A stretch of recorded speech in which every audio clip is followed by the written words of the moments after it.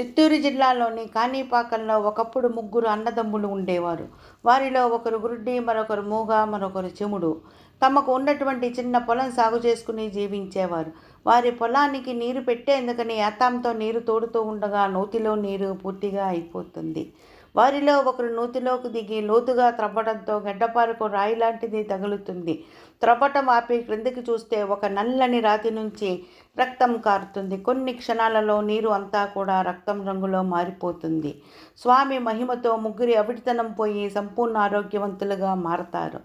ఊరివారికి ఈ విషయం తెలిసి తండోపతండాలుగా వస్తారు. వినాయక స్వామి వారి స్వయంభూ విగ్రహం ఊరే నీటి నుంచి ఆవిర్భవిస్తుంది. స్వామివారికి ప్రజలు కొబ్బరికాయల నీటితో చేసిన అభిషేకం నీరు 1 ఎకరం పావు దూరం చిన్ని కాలువలా ప్రవహిస్తుంది. అందుకే దీనిని కాణిపారకం అన్నారు. క్రమేణా కాణిపాకంగా స్థిరపడింది. ససే